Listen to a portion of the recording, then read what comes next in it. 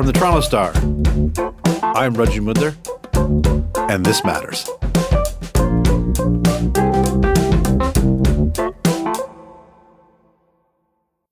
This is the sound of Doug Ford changing his tune. I'm speaking to you today while in isolation.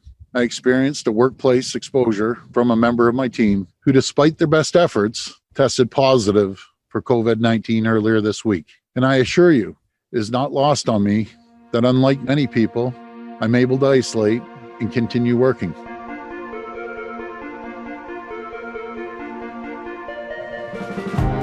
Paid sick leave has become a political minefield for Ontario's provincial government and Premier Ford. With Ontario in the midst of the pandemic's devastating third wave, healthcare experts have long been calling on the province to bolster benefits like paid sick leave, especially for essential workers. The Ontario government has long pointed to the federal benefit, the Canada Recovery Sickness Benefit, and time after time has resisted those requests. But last week, with political backlash growing against his government's most recent moves to quell this pandemic, Premier Ford apologized to Ontarians and changed his mind. He later promised that the oncoming paid sick leave program is going to be the best in North America.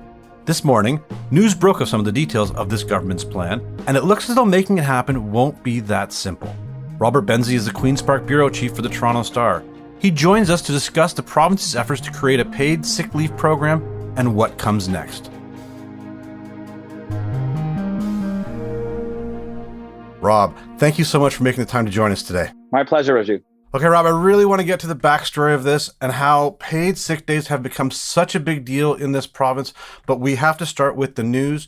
You have some details of the province's plan. What are those? Well, Raju, there's a federal program that pays about $500 a week, actually $450 after taxes, but that's not minimum wage. That doesn't even cover a sick day. If you're off for a week and you can't afford to live on $500 a week. So the provincial government, which has been under fire for the lack of a provincial separate program, has proposed topping that up to a maximum of $1,000 a week. So it would be about $900 a week after taxes.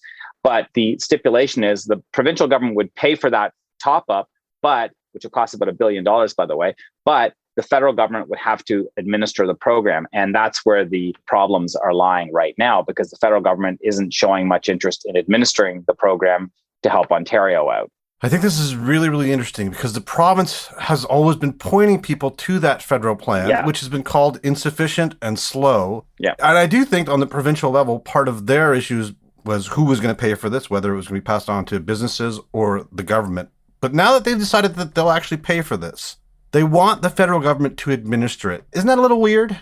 Well, it's just the nature of the tax system. Remember, in Ontario, for example, our provincial sales tax, because we harmonized it with the federal GST, the PST harmonized with the GST way back when, about 12 years ago, the federal government administers it, and then the government of Ontario gets the revenues for the 8% that's Ontario's, or whatever it is. 8 and 5 it is. Ontario gets the revenues from that, but they have to get it from Ottawa. This is a similar sort of situation, only it's backwards. The federal government would pay out $1,000 a week, and the provincial government would pay Ottawa $500 for each of those weeks. Do we know anything about the negotiations at this point between the governments? And from what you've heard, what are the difficulties in implementing this? I mean, it sounds like the province wants the feds to do it because they're kind of already doing this, right? Yeah. I mean, the federal government hasn't spoken to us yet. It's still midday here in Toronto on Tuesday. So we hope to hear more later in the day. But as you and I are speaking right now, we've heard from provincial sources that the federal government is reluctant to do this, but we haven't officially heard that yet. I actually don't see why the federal government would be reluctant to do it, other than it's an administrative hassle with computers and technology, which all governments have a challenge with. But I think politically, we know that workplace spread of COVID-19 is a huge problem. We know that a lot of vulnerable workers, about 3 million of them in Ontario, don't have sick pay benefits. So they may be going to work and spreading COVID-19 to their colleagues because they don't get paid if they don't show up. So the provincial government knows this is a healthcare problem. It's also a political problem. So I think that what Premier Doug Ford, who himself is in quarantine getting paid because he has sick pay benefits as premier, as a government employee, he had workplace exposure to COVID-19. He didn't test positive for it, but he's got a quarantine nonetheless till next week. What Premier Ford understands and what the ministers in his cabinet now understand is that this is a big problem for them politically, and they have to do something. They've been resistant to doing it.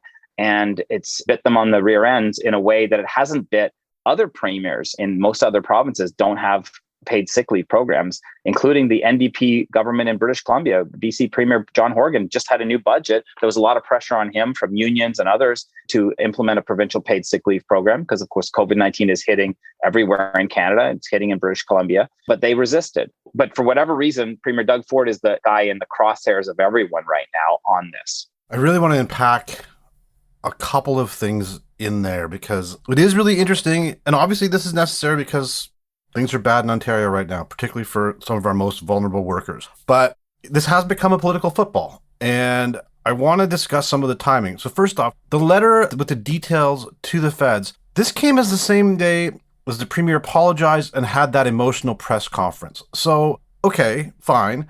But the thing is we have to go back. This government has been ideologically opposed to paid sick days, right? They basically came into office and got rid of them, right? Yeah, Ontario had a 2-day paid sick leave program under Premier Kathleen Wynne's Liberals, and the new provincial government in 2018 got rid of it. But it was different than a government-supported program, Raju. It was a mandated program, so businesses had to provide that paid sick leave. This is actually different. This would be a program paid for by government because government understands that in a pandemic emergency, businesses are already hurting. They can't afford to pay people to stay home sick. So the government has to be sort of a safety net on this. And that's what this is about. But Premier Ford, because he was ideologically opposed to paid sick leave before under Kathleen Wynne's program and canceled it almost as soon as he got elected, he's wearing it more politically than if he had just been sort of agnostic on the issue. You already mentioned this. The Premier was exposed to COVID-19 at his workplace. He's currently isolating and working from home. Can we say how much that is a factor that helped perhaps change his mind on this? Or do you think it was the fact that this is a political problem and there is public backlash? There's a lot of public backlash on the government for a couple of things, Raju. Remember, before the Premier got sick, before he had to go into quarantine when his colleague got sick, he is not sick. I have to emphasize that. And he actually has had his first AstraZeneca shot. So he's in good health as far as we know. But before he went into quarantine, the Friday before he went into quarantine, the government announced these draconian measures to have basically police carding so that police could pull over any motorist anywhere in Ontario and give them a ticket up to $750 if they didn't say where they were going. And this is to try to keep people from moving around, limit mobility, because that's what the doctors wanted. They want people to stay home during this COVID emergency. The other thing the government did that was really ham-fisted was closing playgrounds, which every parent, and you and I are both parents, every parent in the province was saying, are you out of your mind? They relented on the Saturday. The next Saturday, they relented. So that was a big climb down for the government. So that was the Friday. Friday, they announced these draconian measures. The Saturday, they announced they're backing down, climbing down. It's quite embarrassing. And then you have 3 or 4 days of heat. And then Premier Ford, it emerges that he has to go into quarantine like the following Wednesday. And then now here we are the following Tuesday after that. And they've been nothing but political headaches for the government since then. In part, it's because of the problems that they had. And Rob Ferguson and I wrote a long story on the front page of the Star on Saturday about the problems they had at the cabinet meeting, where they came up with these cockamamie ideas to have police carding and close the playgrounds. So they have these problems.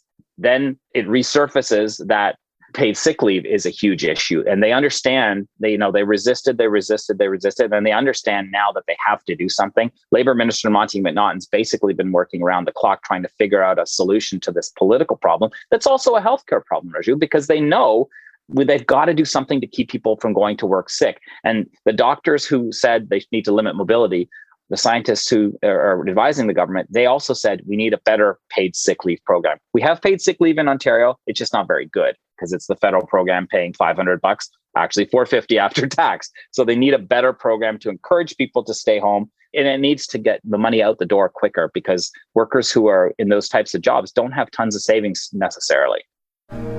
We'll be right back.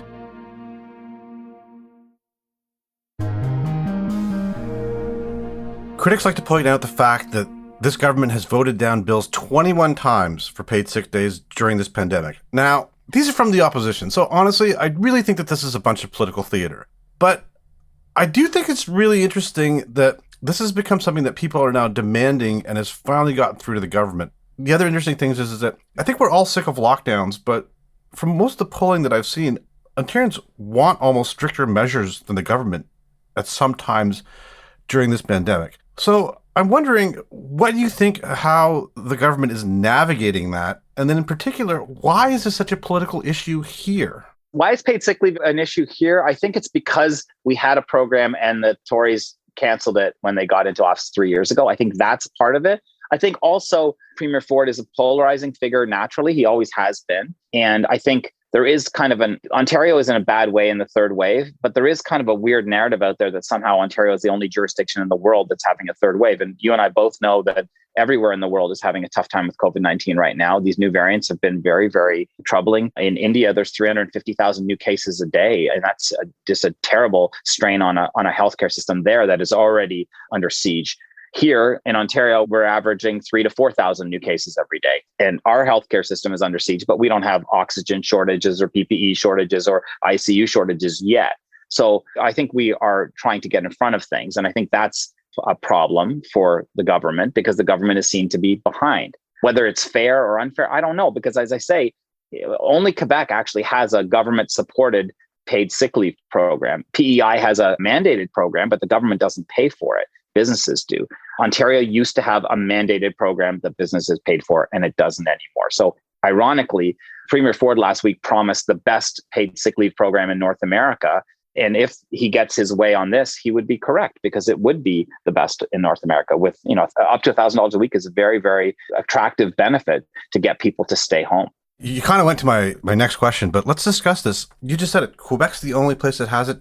Doug Ford promised the best in North America. That doesn't seem all that hard because many other jurisdictions don't really have anything or anything all that good. Yeah. So you mentioned in your story, we're also expecting the other provinces to unveil their plans this week. Any idea what to expect from them? Well, I think that we might see British Columbia and Quebec follow Ontario's lead and ask Ottawa to administer their program so that they could bolster their benefits. Because, these problems are not unique to Ontario. We know an Amazon warehouse in Vancouver is the same as an Amazon warehouse in Brampton. There are issues with people working too closely together and a spread of COVID-19. So anything that we can do to keep these essential workers, these vulnerable workers safer and make them feel that it's okay to stay home from work is a good thing from a healthcare point of view. It's the right thing to do. And I think the premier and his cabinet, they understand that, intuitively understand it. I think they got tied up in knots on ideological grounds earlier. I read some commentary saying that the government is penny pinching and doesn't want to spend money. That is absolute crap. They're running a $33 billion deficit. No Ontario government has ever spent as much as this government does, 20% more last year than Kathleen Wynne did in her last year as Liberal premier. So the idea that somehow Doug Ford is a penny pinching, frugal, fiscal conservative just isn't borne out by any evidence. Having said that, the choices that they've made and what they've spent the money on, you could make an argument that they should have been spending it on provisions to keep people from going to work sick instead of giving every parent $400 checks for their kid to stay home and do school on a computer, which is one of the things that they did do. You mentioned some of those other decisions, and particularly because of the tensions that they caused within this government's cabinet. Where is that right now? I read that story. There was talk about Ford potentially doing a shakeup because there are sort of some rural MPs on there who want to open things up. But just from the sounds like politically, it wouldn't be a good idea to shake up the cabinet in a pandemic. How are those tensions right now? Well, there are tensions for sure. And I don't think there's going to be a cabinet shuffle imminently. I do think that the premier is understanding that maybe he has been a little too appeasing of his cabinet because there are some rural members who are vociferous in their criticism of the government's handling of the pandemic. Mr. Ford is a Toronto member. He represents Etobicoke North, which is a COVID hotspot riding. It's a low-income riding, huge visible minority population. And Mr. Ford's very proud of that community. And he and his brother and his nephew have represented it at different levels of government for many, many years. But it is certainly a COVID hotspot. And in his own backyard, he would intuitively know that COVID is a problem. But if you're a cabinet minister from, pick a place outside the city, COVID is much more abstract to you. You might not have a surge in cases in certain parts of Eastern Ontario or Northern Ontario. And I think that struggle that the government has between the urban-rural divide is one that Ford has to wrestle with. And he, for whatever reason, has tried to listen to on the one hand, on the other hand, instead of maybe being as heavy-handed as he needs to be and say, look, this is a problem in Toronto. It is a problem in Peel. It is a problem in York, and we have to deal with it. And these are important regions. They may not be the most politically important to this particular government. They actually have a lot of seats in all those regions, but it's still not maybe as politically important as it would be to a Liberal government, which would have more seats in Toronto, certainly. We used to see that with Kathleen Wynne's government, which was much more Toronto-centric. I mean, at one point in the Wynne or the McGuinty cabinet, I think half of them or a third of them were from Toronto, whereas Premier Ford and Raymond Cho and King Surma, I think, are the only Toronto members in the cabinet. So there's not a huge contingent of Toronto ministers, although you do have some ministers who represent rural ridings who actually are from Toronto, like Caroline Mulroney, the transportation minister. She represents a riding outside Toronto, but she lives in Toronto. Peter Bethlenfalvy, the finance minister, is the same. So these folks have some understanding of the situation on the ground in Toronto. But the government has, I would argue, been more kind of on the one hand, on the other hand with the rural Ontario. Well, this is a tough question, and because obviously I think this entire city is reeling from the news about the death of Emily Victoria Viegas. Her father is an essential worker. We've been hearing about them for a long time. There are a lot of calls, and I'm really careful because I do not want to politicize a young girl's death. But is it fair to say that hearing and seeing this person perhaps has put a face on this problem that may be pushing it forward a little bit? I think it's a tragedy that has jolted the whole province. There'll be a coroner's inquest into Emily's death, as there should be. And we need to get to the bottom of what happened. It's a terrible, terrible thing. But having said that, Raju, I don't know that paid sick leave would have saved her. I just don't know that. Like, we don't, unfortunately, we'll never know that. But if having paid sick leave saves people down the road because they don't go to work sick, then of course it's the right thing to do. I think you're right. I think it's a little too simplistic to say 1 + 1 = 2 automatically, because I don't know that. It is a tragedy that has absolutely rattled everyone. I saw the health minister speaking about it yesterday. She has 3 kids. She was clearly upset about what happened, as we all are. I mean, you and I have kids, and when we see that little girl on the front page of the Star this morning, that is heartbreaking, and it's every parent's nightmare, and you feel for her family. But I don't know that this would necessarily have prevented what happened, that tragedy, but it couldn't have hurt, right? So to have paid sick leave, but I mean, I don't know. It's one of these things we will never know. I don't know though. Some people are saying, oh, this is an Alan Kurdi moment, like that little boy that drowned on the beach seeking refuge from Syria. I don't think that's exactly the case. In fact, I think that's a little facile. But anytime a child dies, we should all stop and say, what happened here? And that's what Ontarians are doing right now. Rob, what do you think is next with this? I think it's a negotiation between the federal government and the provincial government. I think the federal government will have an election sooner rather than later. It's a minority administration. Justin Trudeau has a minority Liberal government. So is he going to want to make a political problem go away for himself? Yes. It doesn't cost him anything financially, but it could cost him politically if he is seen to be dragging his heels on this. So I think it's going to cost the provincial government a lot of money, this program, $1 billion or so, but it solves a political problem for them. And more importantly, it solves a healthcare problem for them, because we know that keeping people from going to work sick is one way to limit the spread of COVID-19. And that, at the end of the day, is the only thing that we can do. That and get vaccinated. So everyone should get their shot. If you're listening, please go get your shot. Rob, that's an excellent note to end on. I really, really want to thank your time to talk about this very interesting and difficult issue. Thanks, Raju. Robert Benzie is the Queen's Park Bureau Chief for the Toronto Star. After we recorded with Rob this morning, we have an update to add to this story. Deputy Prime Minister and Finance Minister Chrystia Freeland released a statement in response to Ontario's plan. It reads in part, and I quote, "When Ontario is ready to mandate sick leave in provincially regulated businesses, as we have done in federally regulated businesses, we will be there to help. The Canadian Recovery Sickness Benefit is there to help those Canadians who would otherwise fall through the cracks, either because they do not have a regular employer or because their province has not yet mandated that paid sick leave be offered." End quote. So, there clearly still seems to be some intergovernmental haggling that needs to be worked out over this important issue. That's it for today. Thanks so much for joining us. This Matters is hosted and produced by me, Ranjan Budhar, Adrian Chung, and Saba Etisaz. Produced and mixed by Sean Pattenden, and our director of programming is JP Fozo. Our show theme music is by So Called, and our episode music is by Mike DeAngelis. We want to hear what stories matter to you. Please send us comments, questions, or ideas to thismatters@thestar.ca. Please consider supporting the journalism the Toronto Star newsroom does at thestar.com. And don't forget to subscribe to This Matters on Apple Podcasts, Spotify, or wherever you listen to your favorite podcasts. Let's talk soon.